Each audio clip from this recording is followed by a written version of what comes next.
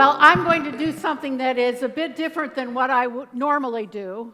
If you were a group of normal executives, so to speak, I would try to bring you along slowly and convince you as I go and share research and kind of tease the answers out of you so that hopefully by the time we ended, everybody would be saying, yes, I agree. So I'm not going to do that. I'm going to just click very rapidly through what I've found from my years of working with companies and the research that I've done. And I'm sure a lot of you are going to object and have difference of opinion, and I look forward to talking with you about that when we have time, when we have a break. So I've been asked to talk about new culture and talent management, and I want to start with a context statement, which I firmly believe. I believe that the work that is important today, the stuff that is going to set your company apart, is only work that will be done if the people in your organization care enough to think enough. That's it. That's what's going to set you apart. You've got to get people who care and people who think. And people's willingness to invest what I like to call discretionary effort is what will make or break your success. That's a terrifying thought, because what that means is I'm dependent on all those people in my organization and their willingness to think in order to get success to come forward. But I think accepting that, letting go of the idea that you can be the heroic leader and come in with the best ideas, is the first step in leadership today. And in fact, I'm not certainly the first to say this. Peter Drucker told us that we were moving into a volunteer society, that knowledge work was a volunteer work. And so we have to treat people like they're volunteers in our organization.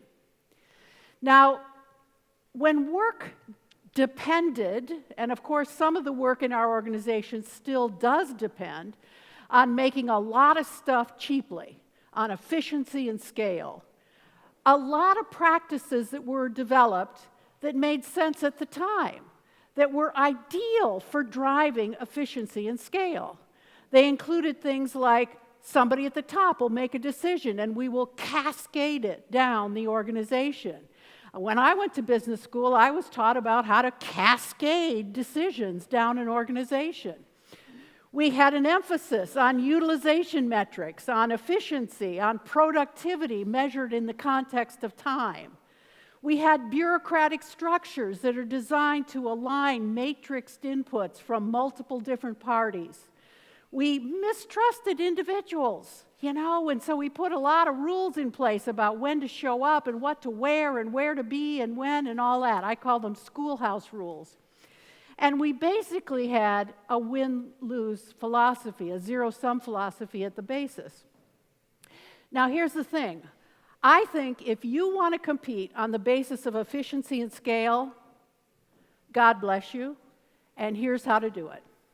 Follow these rules. These are the perfect rules if what you're going to do is compete on efficiency and scale. But if you want to compete based on knowledge, based on intelligence, based on thinking, these rules will kill it. And so the big challenge we face is switching the culture from one where these are deeply embedded assumptions to one that is different. Again, I'll share a Drucker quote. In the knowledge economy, everyone is a volunteer, but we trained our managers to manage conscripts. And so how do we undo that? Well, first we recognize again that the most important work, the work that is going to set us apart, is going to be what Peter called knowledge work and what I call mobilizing intelligence. That's the way I kind of broadly bucket this thinking activity. And I would include a whole bunch of stuff under that category. Innovating, sensing, curating data to make value, customizing, collaborating, adapting, the ability to experiment, try things, learn. All of that I would put together. These are the activities that will set your organization apart. Companies that are successful, that we write about in 2030, will be companies that excel at this stuff. I'm convinced of that. They won't be the companies that simply make a lot cheaply. They will do this very well. But how do you do it? How do you, as a leader, mobilize intelligence in your organization? We're talking about things that can't be standardized. I can't write a process anymore to tell people how to do it. Systems don't work. We can't write a system that's going to ensure people do this stuff. Research shows that incentives, monetary incentives, traditional incentives, don't motivate it. What are we going to do? And my simple answer to that is, what we have to do is create an environment that people choose. We have to create an environment where people choose to join and choose to do great work. That's our job as leaders. That's the job of leaders today, as I define it. It's about curating this kind of culture. And I want to offer you 3 principles that I think are at the core of this: creating options, allowing choice, and building trust. I was thinking, by the way, slight diversion, parenthetically, thinking back to our conversations yesterday morning when the group that I was part of talked about creating an ecosystem of academic and other learning opportunities. That would be the equivalent of creating options. Giving people money so that they personally could invest in the ones they wanted to. That's giving them choice. And operating it in a female-centric way, which has at its heart this sense of respect and trust. That was an aside. Okay, so what do we do at a corporate level? Well, first of all, I think recognize that today's work makes these 3 things necessary, and a lot of the technologies that we'll talk about later today makes them possible. So here's my quick rundown. I think, Jason gave us 5 great ones. I think I've actually got up to 15, so excuse me. I'm going to go quick here. First thing I'd say basically is organize your work by project. Okay? If you are organized by department, by office, by geography, by function, organize by project. Think like, use a consulting company, for example, as a model. That's the logical basis of organization of intelligence-based work. It's multifunctional projects that form and reform. And that's the first step that every company has to go through. Those fixed physical units are perfect for scale and efficiency, but they don't work for knowledge work. Second thing you have to do under options is you've got to have all kinds of talent arrangements. Lots of ways that people can work with your company. Don't debate about should we be gig or full-time or part-time or cyclic time or all those things. The answer is yes. Yes, we should offer all those things and have all those different kinds of ways that people can work with us, because they should be designed to tap into as many different people as possible. Some people want to work full-time. Some people want to work 3 months a year. Great. Tap all those pools with the arrangements that you have.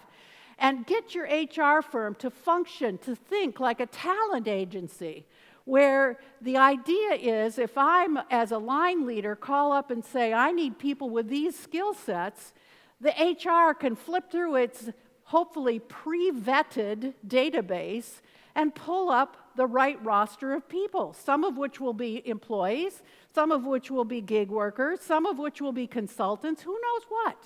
But they'll be able to put together the team I need, just like they put together for the movie I'm making. Another way of options, got to move to lateral moves.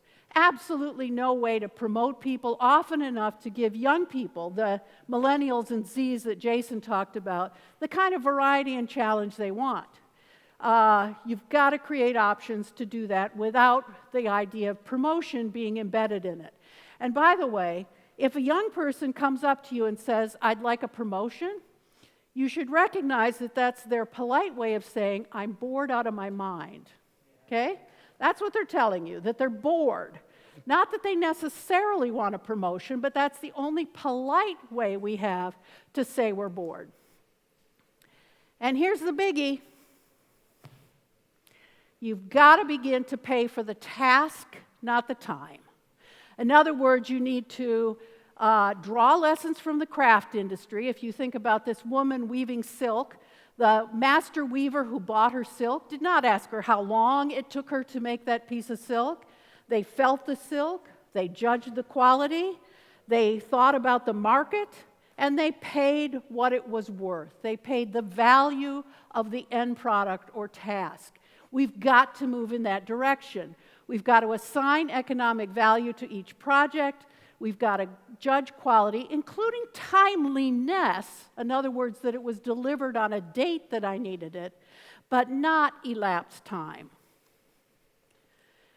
And we should get rid of measuring productivity in the context of time. We should measure things more like what I call fit for purpose. Questions like, did I have the quality I needed when I needed it, including the quality of people? Was I agile enough? Did my HR department have the capability of putting their hands on the right people at the right time to do the work I was trying to do? And did I properly gauge the value of this task with my market? Or did I overpay for this piece of silk? Did I pay too much for this silk that I couldn't resell it on the market? That's options. Choices. You got to give them a reason to choose you. And a lot of that has to do with falling in love. Now, I'm not going to talk a lot about engagement, although I love the topic, because our next speaker is going to talk about engagement. But I would just offer you the thought that meaning is the new money. You've got to talk about meaning. And I totally agree with Jason's point. You've got to talk about what you stand for, what you as a human stand for, and what your company stands for. And then you've got to understand what people heard. When that person signed your offer letter, what do you think they were what did they think they were signing on to? What did they imagine it was going to be like to work at Ben & Jerry's? And boy, it better be consistent. One of the slight problems, for example, that Nike, your example, has, is that Nike's internal work practices do not measure up to their television ads. So they support women in their television ads, and they apparently screw them in the office place. So you got to be careful and have consistency if you're going to say something publicly. And I would also say you've got to have rituals that amplify what it is you care about. You should try to scare people away from joining your company. When you're interviewing somebody, you should tell them all the horrible bad things that lie beneath the surface. When you come here, you're going to find this and this and this and this. And because you want them to say, I opt in. I heard you and I opt in. Once they've done that, they've made that conscious choice. But you want them to choose. You want them to be pleasantly surprised that it's not quite as bad here as you said it would be. And you want to give them a reason to do their best work every single day. And I think the best way to do that is to ask questions. I tell leaders today, I don't care if you have any answers, but boy, you better have interesting questions. You better have questions that are so interesting, I want to really think about them.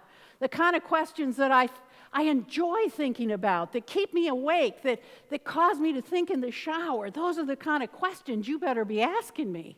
Not how to improve profitability next quarter, but really interesting things. And I think the most interesting questions, by the way, start with the phrase, how might we? How might we use this to improve that? You should create a system that allows people to bid on the work that they do. And by the way, you shouldn't worry about what their criteria are. That's their business. So somebody in your organization may want to bid on a job that's going to require a lot of time. Somebody may bid on a job that requires very little time. Somebody may want a difficult job. Somebody may want a job that'll teach them a certain skill. But the key gets back to you've got to have compensation tied to it. Because what they'll also be bidding on is the job that pays the money that they want to work for. So bidding is a key. And I would say, under the kind of rubric of choice, companies need to get the heck out of the work-life balance business. That is not a company responsibility. I don't want any company trying to manage my work-life balance. A company's job is to create options and give me choices. And thank you very much. I'm an adult. I will manage my own work-life balance if you do that. Now, trust. Trust. First of all, words like empower and delegate don't mean much to most people. Who knows what that means? The way to build more empowerment or delegation is to teach people the decision-making rules that you use so that you gain confidence over time that they're going to be thinking about things the way you would like. So what kind of guidance does your team need to make sound choices? Another element of trust is to simply say to people, look, I trust you. You're an adult. Make a good decision. And get rid of all the schoolhouse rules. Don't worry so much about that. I'm a big fan of creating demonstrable skills and accomplishments in a progression. So I've given you an example here of can you catch an object with two hands? Can you catch it with your dominant hand? Can you catch it with your less dominant hand? Can you throw it from hand to hand? That's a progression of skill. That's a skill I can watch, I can see you do it. You need to have that in your company for many of the kinds of things that you do. It's actually going to be incredibly beneficial with those Gen Y, Gen Zs, and millennials because it will enable you to say, look, in order to move on, you have to show me you can throw the ball between your two hands. It gives you a tangible framework for talking about what needs to be done.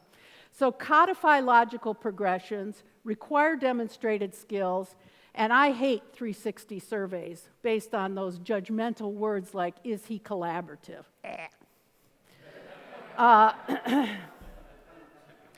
I think you should promise asset appreciation. The big promise, the question of, to me, the debate between Google and Amazon, I actually think they're both wrong. I'm bold enough to say that, because I think the answer is the best way to hire gig labor is to promise to develop them. In fact, I would say the best way to hire any labor is to tell me that I will learn more working with you, I will gain more in human asset value if I work with you than if I work anywhere else. So translate your skill projection into badges, commercially valuable credentials, and shift from talking about what I'll pay you today to how valuable I'll make you after you work with me for 2 years. Promote your ability to develop talent. It should be your strongest asset as a company. And I tell people, stick to 2 years. Don't talk longer than 2 years. Nobody today, especially your millennials and Ys, they don't want to hear about in 15 years, yada, yada, yada. What people want to hear is, if you work with me for the next 2 years, you're going to learn this, and at the end of 2 years, you're going to be much more valuable because you'll be able to do that. Have a 2-year story. And if you want me to stay for 30 years, that's cool. Tell me 15 of those stories. Every 2 years, you better have another carrot about what more I'm going to learn if I stick with you. And finally, I would just offer personal peeve, eliminate the word feedback. Now, I'm not saying eliminate feedback, but the word feedback is actually a deeply symbolic word of the hierarchical culture. It's a word that implies somebody above you is going to assess you or judge you. And so the word feedback has a triggering reaction among many people of the old culture you're trying to get rid of. Try to wipe it out of your corporate vocabulary.